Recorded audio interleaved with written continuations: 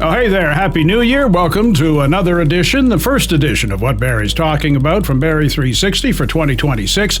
All about the snow this week. Why there's been so much. How much more is there to come? You may like what you hear. Getting rid of the snow, many complaints about the quality of the plow work this season. We got to look behind the scenes at what the plow crews have had to deal with. And how are you dealing with it? A lot of people experiencing the February blaws a couple of weeks ahead of time. We get advice on how to get through what's left of the winter. And the Barrie Colts are back on the ice this weekend with a couple of new faces and a few returning faces after the World Junior Championships. We get the conversation started after this.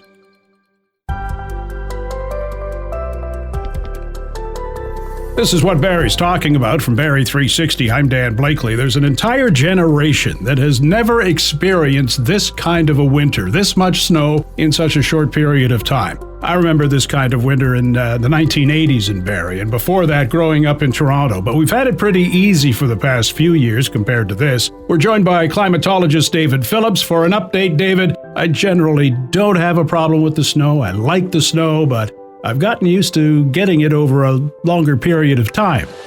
We've had a lot of winter, so far. Dan, it's only 2 weeks old. Come on. People are already complaining about it, of course. And like when I look at it, I also can say temperature and then snowfall. But December was the first sort of colder than normal month in 10 months. We have to go back to last February to find a month that was below normal in terms of temperatures. So we were sort of not used to the cold. It really came at the end of November, so November was kind of near normal. But in terms of below normal temperatures, boy, December had it, and we came through, as I've told you before, the warmest fall, and so it was really winter. We just weren't prepared for it, but it came, and we grinned and bared it, but boy, it was cold. We've had so far, when you count all of the days, say late November, December, and early January, we've had sort of what I would call 10 kind of days, what I would describe as cold days. These would be days where the temperature sometime during the day got below -10. Well, we've had 15 of those in this early part of winter.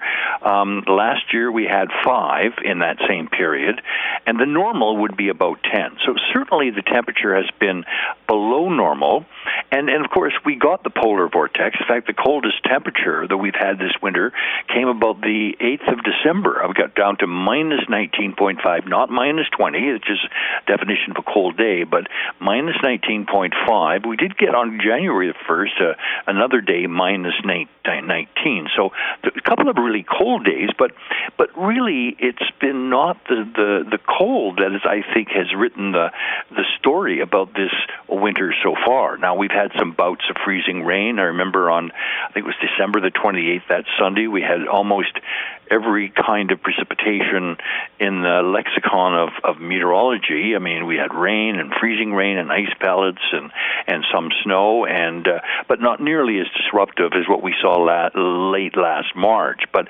nevertheless, whenever you get that pinging on your window and that freezing rain, it strikes fear in our hearts. We think of power outages and that kind of thing. But it was kind of it was a little nervous, but it wasn't nearly the bout it could have been. Mm-hmm. But really, you're so right. It's been about the snow. And we didn't get any in October, and that's normally we can have a few flakes falling before Halloween. But since about the middle of November, we've had in the Barrie area over 200 centimeters, about 220 centimeters of snow. Wow. Now, normal would be about 105 in that period. That would be mid-November, December, and for, say, few days of January. So that's twice what we normally would get for snow in the Barrie area so far. We've had it. And it represents about 80% of the annual total. Aurelia, they've had when Barrie's had 20 centimeters, they've had 288, 290, so 300. So they normally get more than us, and this year they've come through again more than the Barrie area. The snowiest day was the New Year's Eve, we had 25 centimeters of snow in Toronto or in Barrie, and of course we saw the cancellation of the New Year's Eve, and that made news around Canada. My gosh, from coast to coast to coast, I kept seeing Barrie has canceled it. I think it was good publicity for Barrie to do that. Well, in one way or another, yeah. Yes, but those 3 days, the 2 days before New Year's Eve, we had about 62 centimeters of snow. That was the 29th, 30th, and 31st of December. I mean, that's what you typically get in a normal December. We had it in 3 days. And really, since Boxing Day, I mean, that's really when the snow has really started piling up. Prior to that, we had some snow and we had some warm temperatures in December, and it melted it. And so we've had in total since Boxing Day about over a meter of snow falling in Barrie. It's not the amount of snow. I mean, that's a story in itself, but it's the frequency. It's like it's sort of like you've heard the water torture test. Well, this is the snow torture test. If it isn't snowing, it's looking like snow. The last 42 days, I've counted the days of 42 days. Your snow has fallen on 34 of those suckers. I mean, come on. It's just like day after day after day. And, it finally wears you down. I mean, you can't shovel as much. The city's streets and sidewalks are snow-covered. They've reminded me of almost what I used to see in Winnipeg or out west, where they would get snow on Halloween, and that finally you'd see the pavement at Easter. I mean, it's just absolutely, it's hard to get on top of it. You see streets that are really snow-covered, even main arteries in the Barrie. It's become just a very difficult task to get on top of it, because every time that, and just not getting these 2 or 3 or 4 days between bouts. It's just been constant, one after the other. We have, Dan, 3 weeks to go before we reach the halfway point of winter. So I always think that's the time I celebrate. I'm not a big fan of winter, but I always look forward to the dead of winter, where you can actually statistically say, well, there's more winter behind us than ahead of us. We still have 3 weeks to go in January before we get to the halfway point. So, it's challenging. It's tough. Nature doesn't give you an allotment of these things. Okay, you've had a year's worth of snow. We're going to all of a sudden turn it off. No, it doesn't. It just keeps going. Now, the good news is that the lakes are beginning to freeze over, and that is really the source of our snowfall misery, is because of the wide open lakes and the favorable winds. The winds have been coming not from the south. I mean, these are not warm air masses that we're getting. They're cold, and so therefore they trigger that lake effect snow, and that's why we're getting it just day after day and just nonstop. Now, it will slow down when the lakes freeze over or they get cold enough that the difference between the air and the water is not so great that it doesn't necessarily produce the huge amounts of snow. So I look at the forecast and I say, okay, if we look at I mentioned January being the coldest and the snowiest. February is usually the second coldest and the third snowiest, only because there are fewer days in February than there are in December. So, we've got potentially 2 more months of misery to go. There's a lot of uncertainty. I mean, I'd love to be able to tell you exactly what the rest of the winter is going to be. But all I can do is just give you what the models are saying. The supercomputer in Montreal is turning out, and it is saying that what we're likely to see January, February, and March, it looks like it's going to be warmer than normal. So, but cold hasn't really been the issue so far this winter. It looks like it's going to be at least a little bit warmer than normal. And February, both January, February are saying that, and the whole period from January, February, March is saying the flavor, the personality of the rest of the winter is that. Now, what about precipitation? Well, precipitation, we're still going to continue to get the snow. we're going to get a January thaw, of course, and that's coming this week. We see a kind of an interesting break this week. We see for the first time we're going to see a melting day, all-day melting day. That is from morning, noon, and night. That looks like it's going to be Thursday and maybe get into Friday, where around the clock it's going to be melting. So that's the real January thaw. It's not pronounced in the sense that we see double-digit mild temperatures with rain. It looks like it's going to be single-digit max afternoon temperatures, and then, but it could still be a little melting at night too. So we're going to melt some of that snow, and then we have to get back ready for another bout of colder weather coming after that. So after next weekend, we see temperatures returning to again, Dan, more just seasonable values, not punishing, polar vortex minus 20s or minus 25s. No, we still could see those. I mean, I'm not ruling out some return to some cold weather, but I think we're going to see a few more mild days, melting days, thawing days, but still winter is not dead yet. It still has a long ways to go. But you know what? We're veterans of these. We've survived so far. There is some light at the end of the tunnel. It's a long tunnel, though. When we spoke just before the start of winter on the 21st of December, and you had mentioned January 23rd was kind of the halfway mark, and that's the day that you raise a glass because the worst is behind us. You're still thinking that? My sense is, at least statistically, and I'm a climatologist, so I believe in statistics, I always think that that's the time when then I really do feel better. I feel that every day after that is a day where the temperature is a little bit warmer than normal, and that you have seen the worst of winter. Not always, because winter can sometimes come in one miserable day. I remember last winter, the most miserable part of winter might have been that ice storm at the end of March. So there's a lot of surprises and disguises in winter weather. But my sense is that things are going to pick up. As I say, the days are getting longer. February is the shortest month, and March, my gosh, spring comes in March.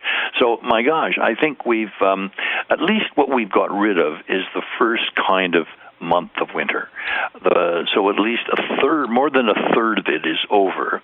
And typically, because of the lake effect, we get more snow at the beginning part of winter than the second half of winter because of the fact that lakes are no longer or as much a factor in our snowfall. Well, the mere fact that perhaps by the end of the week I'll be able to see over the drifts in my driveway is encouraging. Oh, exactly. I think the fact that driving will be safer, and I think the roadways will take some of that salt and sand, and the rain will help. Of course, we just don't want to have the flooding situation, but I think the temperatures, when I see highs this week of getting up to, maybe 5 degrees I see on Friday. Normal would be -4, so that's about 9 degrees colder than it should be.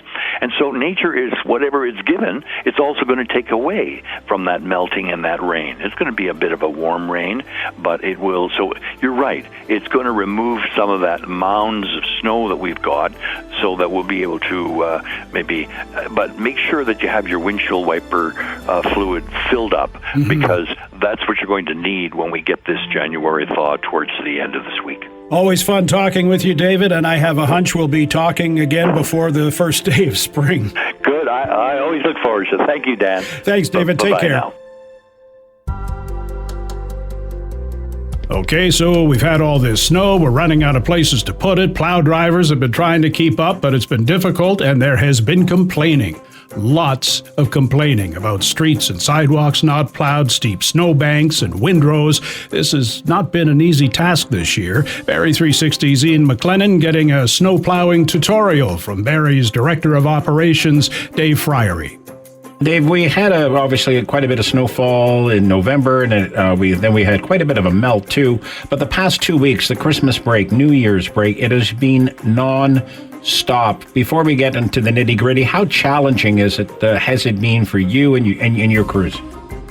Oh, it's been extremely challenging. It's all hands on deck all the time.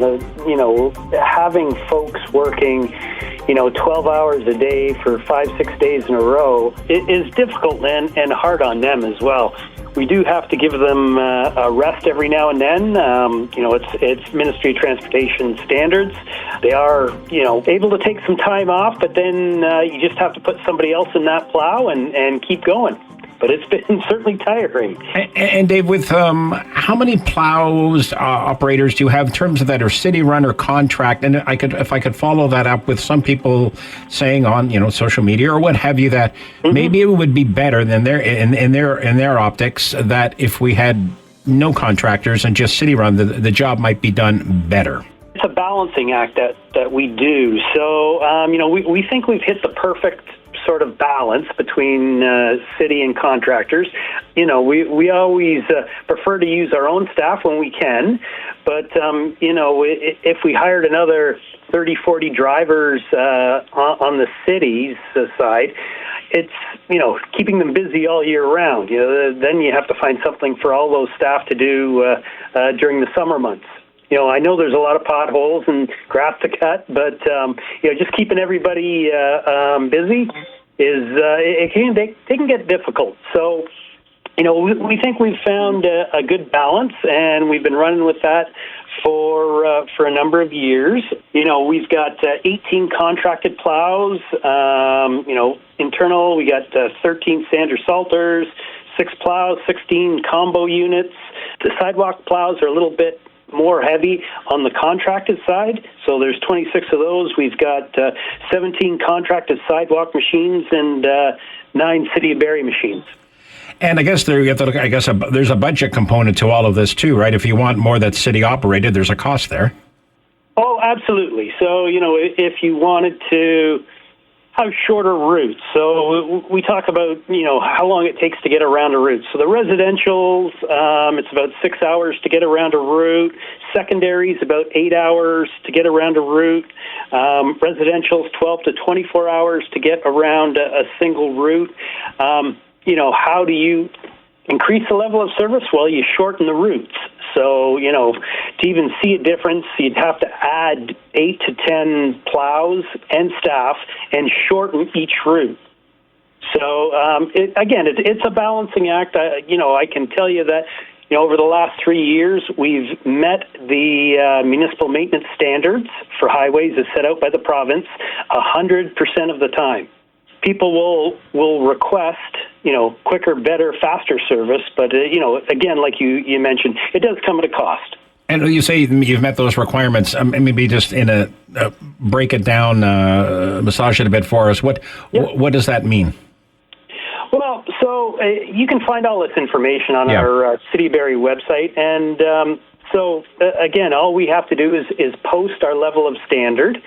We sort of mirror what the MTO is asking. So, priority routes, when it gets up to 5 centimeters of depth, we have 6 hours to clear the roadway after the end of the snowfall. So that's another important thing. After the end of the snowfall, it has to all be cleaned up in 6 hours.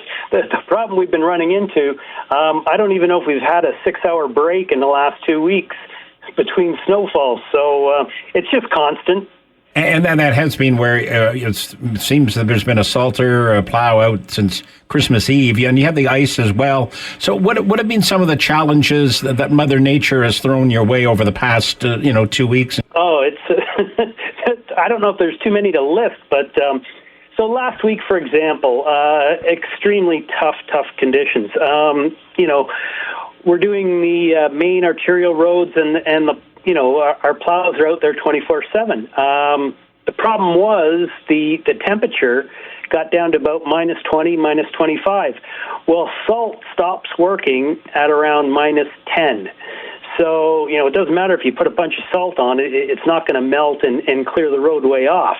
You can use treated salt, it'll get you down to about minus 15, but once you get in around the minus 20, you're basically switching everything to sand. And even the mains aren't going to get down to bare concrete, bare asphalt. So that is extremely tough. And then the weather will start warming up a little bit. What that does is soften the snow up. People drive over it. Makes ruts and slush, and then overnight again it drops down to minus 20, and here we are. We've got bumpy roads again, and snow-packed ice surfaces. And what about the side streets? I've seen some posts on social media, I haven't seen a plow in a couple of days. I guess they need the optics there, or how do you respond to those complaints, and are they legit? Well, I would, first thing, check Plow Tracker. It actually will tell you, the last time, within a certain window that a plow's been, by your area. I know people say they haven't seen them. Our residentials, we plow at night. So, there's no sense going out during the day when there's a lot of traffic, a lot of cars, parked cars, kids running in and out of behind snowbanks, etc. And what challenges are presented by the public in terms of your snowplow operators trying to do their job? I know vehicles have to be off the road over a certain period of time, but what are they encountering? What do you hear back? Again, it depends on sort of the neighborhood. Some people are out of snow storage already. The banks are 6-8 feet high, and unfortunately, you see some folks throwing the snow onto the roadway. Well, that's what makes ruts and bumps. That snow that you throw out there, it's going to get compacted. It's dangerous for people driving down the street if they hit a large chunk of the large pile of snow that you've left there. And it's also illegal to do that. Not only is a nuisance bylaw within the city of Barrie, the Highway Traffic Act as well. So just keep your cars off the street if you can, and try and load up those snowbanks. If you're starting to run out of room at the end of the driveway, attempt to pile it on the lawn, wherever you can. I know as a city, we're also running out of snow storage space. You can even guesstimate how much snow you're clearing? We haven't even had a chance to sit and, come up with those numbers yet. We've seen numbers online as well. Like most people, we've probably got more snow in November and December than we had all of, 2023-24. And how much in terms of the budget for snow clearing was allotted 2025? What's for 2026? Have you blown through it? Yes, we have. Most obvious question. Yeah. So last year, I believe it was around a $9 million budget all in. So when I checked in December, we were probably about $1 million over. But there's, with all the snow we've had in the last 3 weeks or so, we won't have those numbers and probably till the end of January or so, till all the contractor invoices start coming in. But I would say we'd be significantly over. Does Barrie do anything different than other municipalities? Some people have pointed out what they see in Toronto or what they see up in maybe Sudbury. Do you look to see if to do things even better? Do you watch what other communities are doing? Oh, absolutely. We're members of the Simcoe County Road Supervisors Association, so we meet with all the our local partners all the time.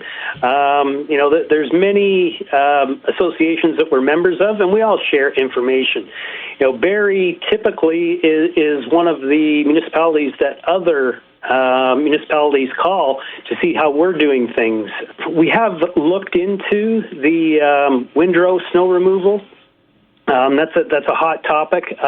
It's just that we have too much snow here. You see videos of them working in Vaughan and Mississauga.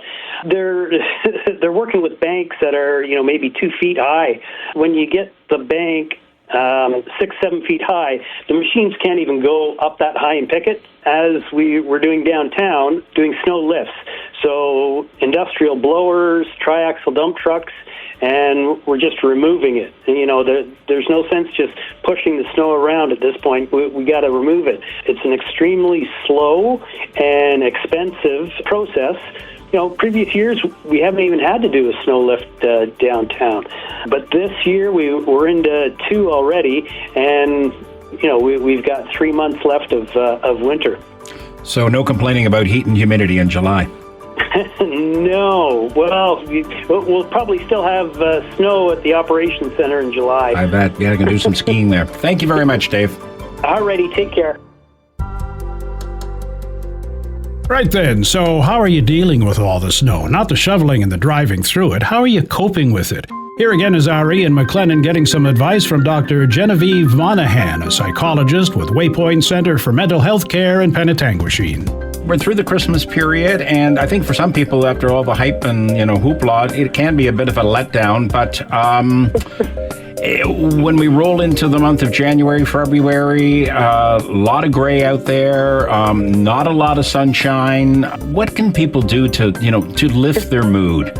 I think it's such an important question. And yeah, I think first, it's really helpful to validate, why we're here and that we are here, right? You mentioned there's a bit of a come down after the Christmas season. January is a gray month, both literally and figuratively.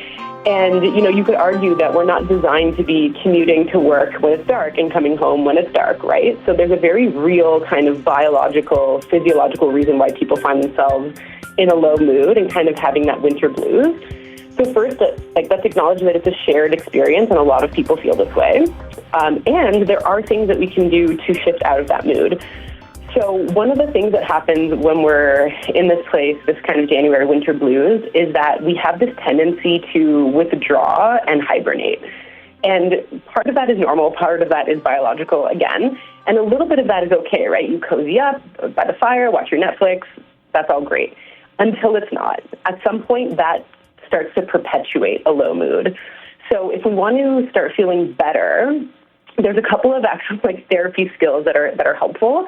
And the two ones that come to mind are something called behavioral activation and opposite action. So basically, if you want to be in a good mood, do the things that someone in a good mood would do. So get outside, say yes to the party, socialize, and kind of embrace and accept the season that we're in. And create some of that behavioral momentum that will lead to a different mood state. We basically have to change something about our behavior if we want to feel differently. And getting outside and getting a little bit of that vitamin D, engaging with other people, that's going to help on a cellular level. It's amazing when the temperature may, dip to minus 20 for a high, but the sun is out, and there's people that'll say, I'll take the cold, just give me that light. Yes. It has a huge impact. We need it. And when I say cellular level, it really is biological. If we can get a little bit of that vitamin D, get outside, that fresh air, the oxygen, it can do a lot to shift your mood. Is there such thing as the blues? And I ask because there are people that say they have seasonal affective disorder. Mm-hmm. It's a real thing, and how do you know if that's what means? I just feel down. I have the blues, or I have sad. What is sad, and do we have to be careful here and not generalize? Yes, that's such a great question. So I mentioned earlier that the winter blues is somewhat of a shared experience, right? Everybody feels a little sluggish, low energy. Things are a little bit harder. There's a little bit of ennui. A lot of that is normal.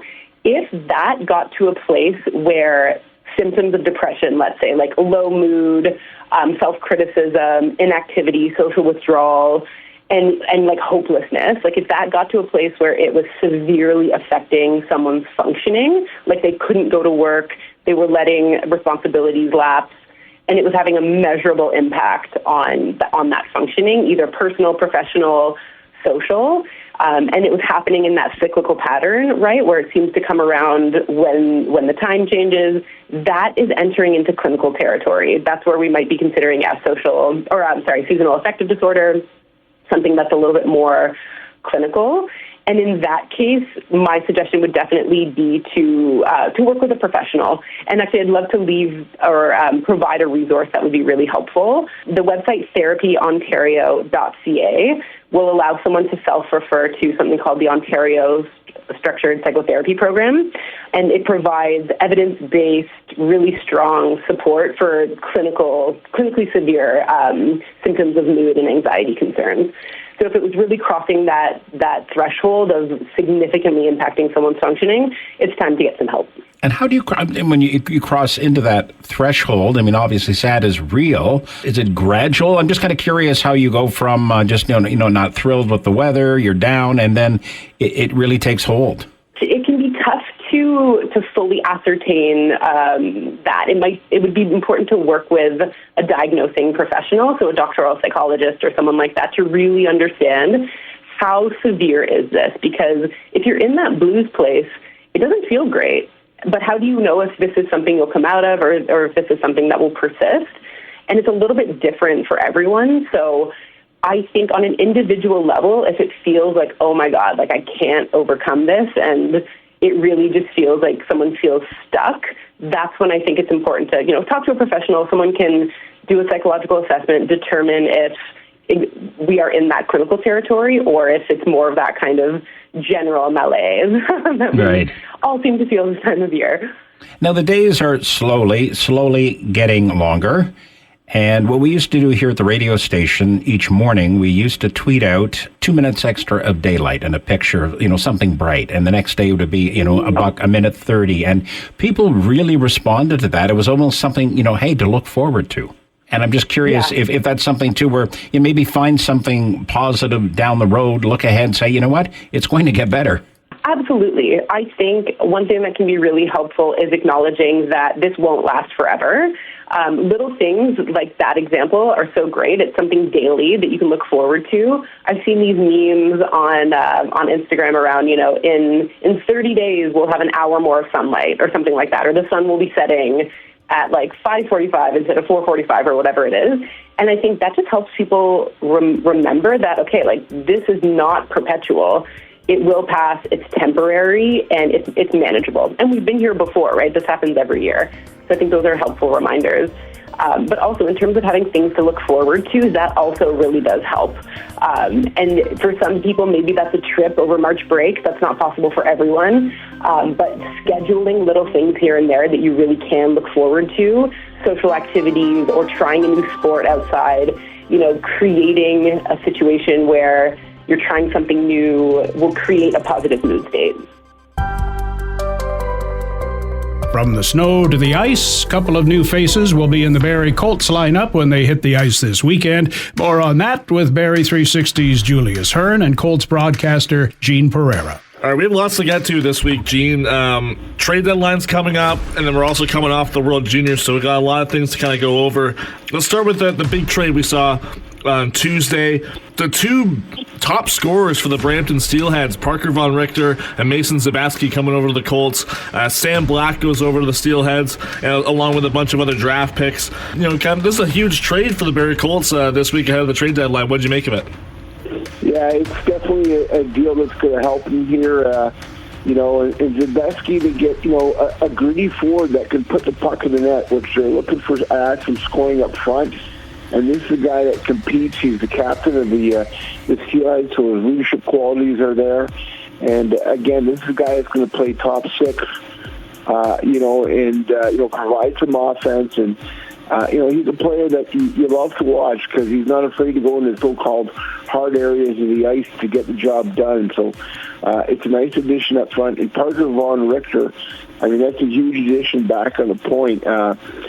Talking to Marty Williamson, the GM of the Colts, I said there's another guy that can play 30 minutes a night. And you got Keyshawn Aitchison, you got Von Richter, so they can each play 30 minutes a night. You can get one of them on the ice, for pretty much the whole game. And it just really adds to the length and depth in that blue line now, that very blue line that Marty Williamson figures you can put up against anybody in the OHL. So obviously, Von Richter is going to play major minutes. He's got some offensive tendencies as well, but he's just a really solid defensive defenseman as well. So it's a huge addition to the point, and all of a sudden as well, your power play and penalty kill become that much better. Another aspect to that trade that I like is to see Sam Black, a player that really it was hard to get into the lineup for Barrie. But now he's going to go to Brampton, where he's going to get an opportunity to play and continue his development. So I'm happy for Sam that he gets that opportunity. Yeah, I was definitely going to ask about Sam Black because, he only had 8 games played this year, 16 last year, struggled to get on the score sheet. Definitely a guy that seemed to need a change of scenery to kind of jumpstart his OHL career. You mentioned Von Richter along with Keishon Aitchison. Do you anticipate that those guys will be on the same pairing going forward?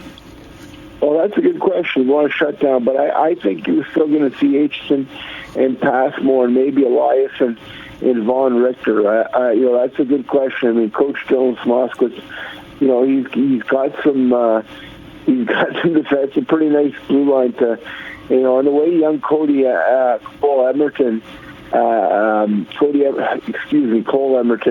had come around this year in that third pair with Hanser now. All of a sudden, this is a really deep blue line, but it'll be interesting to see what the pairings are. I expect Passmore to go back with Aitchison and then Von Richter to pair up with Eliason. Last year, we saw big trades between the Colts and the Battalion, Dallin Wakely, Owen Van Stiesel, Anthony Romani. Is this going to be kind of a similar situation where we see Zabeski and Richter kind of playing a lot together and they kind of build the chemistry? We saw that a lot with the North Bay line from last year. Do you see that kind of chemistry happening going forward with them?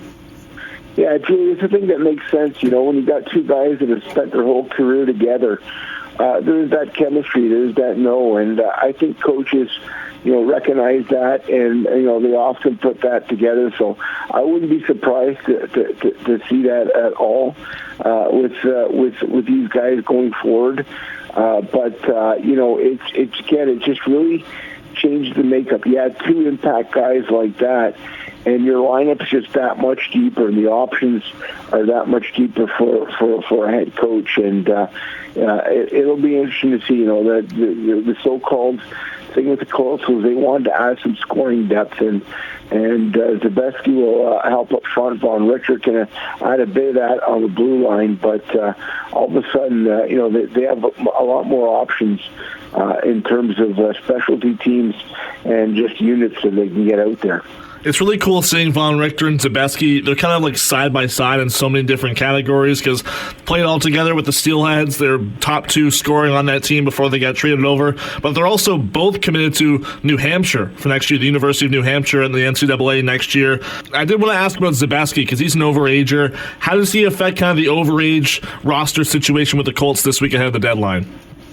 Yeah, it's a situation now that Barrie has till Thursday at noon to make a decision with that, and that means that there's now 4 OAs when you can only carry a maximum 3 after Thursday at noon. And there's Alex Asador and Calvin Crombie, Zabeski. And, I expect to see that, I think, when you look at it, the Colts going to make a decision, but I expect Asadorian probably to be the man out. You look to get him a spot somewhere in the OHL, but it's a tough decision. They brought Alex over from Niagara, but when you look at it in needs. What is GM Marty Williamson kind of prioritizing with a few days left? Well, I think, everybody's kind of got their eye on Kieran Walton. The talk was that the Barrie would like to add some scoring, some finishers, and Walton certainly answers that. He's a player that is among the scoring leaders in the Ontario Hockey League. Again, a draft pick of the Winnipeg Jets. He's a big guy that can finish. He plays power play.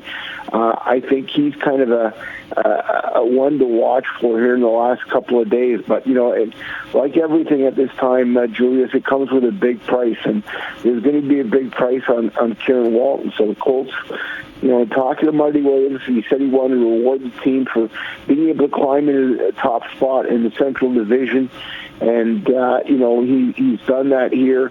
And, but this addition will come at a heavy price. And that's the question is that, when you look at with Brantford and their additions in Ottawa, but Barrie figures, hey, that we can contend. And if they do add another piece up front like Walton, it's certainly going to come with a price tag of probably a really good young player and another bunch of draft picks.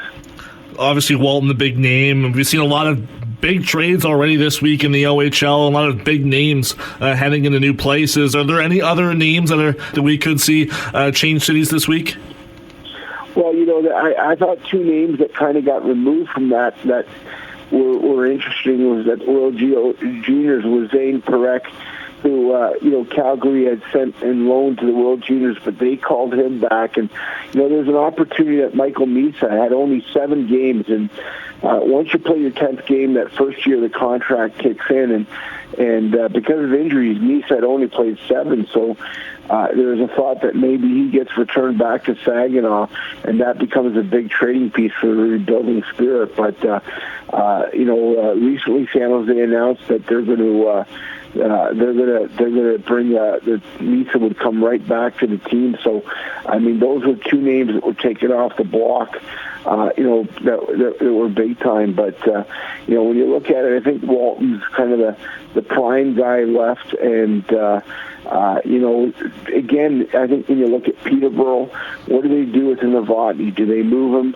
That's the question. They've been quiet.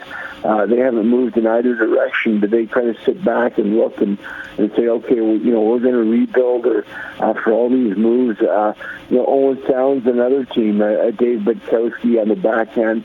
They're a team that they did move Carter George in a big trade to the Sioux Greyhounds. It was kind of expected with the goaltending situation there, but Owen Sound's a team that got off to a great start, but they've really struggled here. And what do they do? Do they pull back a little bit more and unload a little bit more with the last couple of days here at the trade deadline? You mentioned a couple of guys at the World Juniors, and we definitely want to get to that later on. But first, I want to ask you how the Colts have been playing, since kind of the World Juniors started, because they had 3 guys that were sent to the tournament, 2 for Canada, 1 for Finland. We'll get to that later. 4-2-1, the record without those 3 guys in the lineup. I saw the power play really struggle, but how did you really assess their play without their trio of stars in the lineup? You go back, and just before Christmas time, they had 1 goal in 3 games, and you wondered, okay, that's not going to do it. Somehow they won the 1 game, but they needed offense, and I think that's where the area. But they got out of the Christmas break, and when you look back through this run without their 3 top players, they did fairly well. I mean, I think this young team really showed. I think the game in Kitchener was just outstanding. Julius, it's a place where they've really struggled over the years, Kitchener. They hadn't won in 5 years there. I think you go back to March 6th, or December 2020 for their last win in Kitchener, and the Colts. They end up giving the late goal 45 seconds to tie it, but they end up winning in a shootout, and that whole game was just outstanding by this young club. And they played fairly well. New Year's Eve they beat Sudbury. That was another outstanding effort, and they've at times struggled with their top guys, but I think they showed Marty Williamson that I think that was a big part of it. And talking to some guys, Joe Salandra told me, look, we're a whole team. We're not just parts of it, and they were eager to kind of show that, hey, there's a lot more to us than Keyshawn Aitchison and Emil Hemming and Cole Bodwin, and it was a pretty successful run here through the break. They managed to not only hang on to first place, but they extended the lead atop the division to 10 points. You mentioned New Year's Eve. Those jerseys were pretty cool, I gotta say. I was really excited to see something different on New Year's Eve. I hope that sticks around next year. We were talking about guys like Brad Gardner, Evan Passmore having to be guys that need to step up with the absence of Hemming, Aitchison, Bodwin. Were those 2 guys really the ones that did it for you, or were there some other names that really stepped up and proved themselves over that span?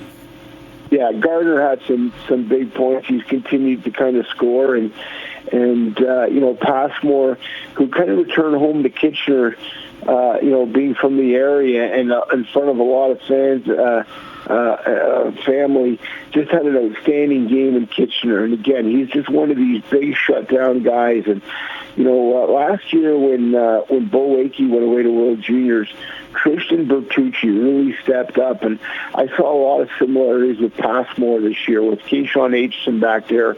he became the leader on that back end, and he logged a ton of minutes. Eliason did as well. But I think you saw Evan even kind of jumping and trying to create some offense as well. And but just, his big, solid defensive game, and he really stepped up. He really impressed me here while, they were missing Keyshawn Aitchison back there. Obviously, I mentioned the power play earlier, just 4 for 22 in that 7-game span, but obviously it looks like it's going to improve with some of the new faces in the lineup. And another 3-3 stretch coming up, Friday in Guelph, and then Saturday at home to Brampton, so those new faces are going to play their former team kind of right away, and then at Oshawa on Sunday. How do you see all the new faces and even the 3 players from the World Juniors kind of stepping back into the lineup, all kind of coming back and settling back in down the stretch for this OHL season? Yeah, I think normally you see that spark when you get new players in the lineup. I mean, I think that there's excitement that the team sent a message here is, that they rewarded them by adding 2 really good players.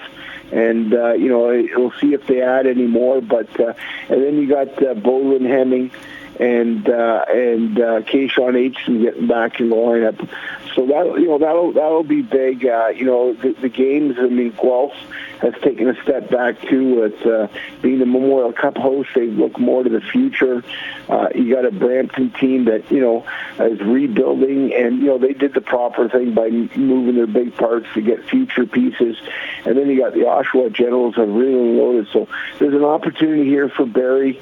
To gain some points against some teams that are more looking to the future. But again, as we learned in the OHL, that's when you can kind of get in trouble when you look past teams. But certainly a big opportunity for a big weekend for the Barrie Colts. And I'm sure you watched the World Juniors. Definitely want to get to that before we go. Keyshawn Aitchison, a goal, 3 assists. Cole Baudouin, 3 goals, 4 assists for Canada. And then Emil Hemming for Finland, he had 3 goals as well. How did you kind of assess the way the Barrie players showcased themselves on the international stage? Yeah, when you take Cole, I think, he had a kind of bit of a tough first game, I thought.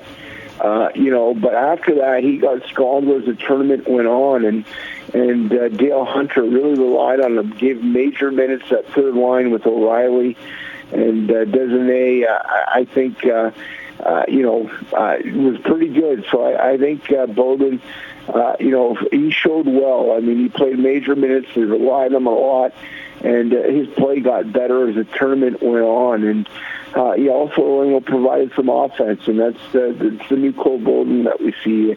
He's going to be that hard-checking forechecker, the guy that goes in there and creates havoc, but he's really added that offensive touch this year, and he's taken it to another level, and that carried out at World Juniors. For Keyshawn Aitchison, the same thing a bit. I watched him there, and his ice time was kind of at first was, I think Keyshawn, really showed, the coaching staff that they could rely on him, and you saw his ice time increase, and I noticed that against top teams, Keyshawn's ice time would increase, and I think the pairing of him and Ben Danford, look to be a shutdown group there, and unfortunately for Canada, they come home with a bronze medal in terms of wanting that gold, but really nice recovery. That's a really tough game to play, that bronze medal game, after you kind of lose that tough one, and you could bounce back the next day like that, and people kind of, it really is tough on these young guys, and you could really see disappointment after the loss, but they bounce back with a really good, nice game, and they win the bronze medal, and Bowden and Aitchison were a major part of that. And Canada played Finland twice. I'm not sure if you caught much of Finland's games aside from that, but Emil Hemming seemed to be a guy that Finland was leaning on quite a bit. In your time maybe watching Finland play a little bit, did you notice that as well?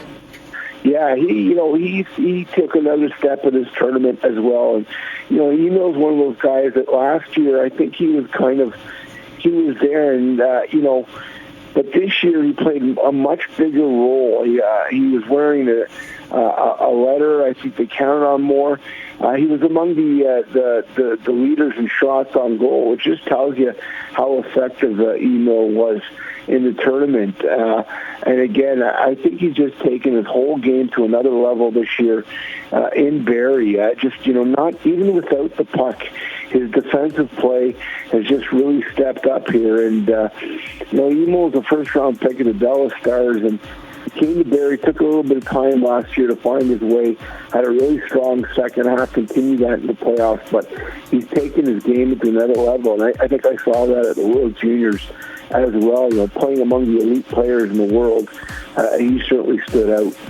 We saw maybe the biggest crowd of the season so far in the last game against Niagara. I think with all these new faces and the Stars coming out, and maybe some other faces that we're yet to see, be coming over to the Barrie Colts sometime this week. I think we're in for another huge crowd on Saturday night against the Steelheads. Gene, really appreciate your time again this week. Thanks, Julius. And that's our program for this week. Thanks to Ian and Julius for their input, to Matt Ladder for his technical expertise, and to you for listening. If you like what you've heard, please subscribe to What Barrie's Talking About. You can also keep up with What Barrie's Talking About on Blue Sky and X at Barrie360, on our website, Barrie360.com, and there's our daily Kickstart podcast available from any streaming service and on our website. I'm Dan Blakeley. Hope you'll join us again next week.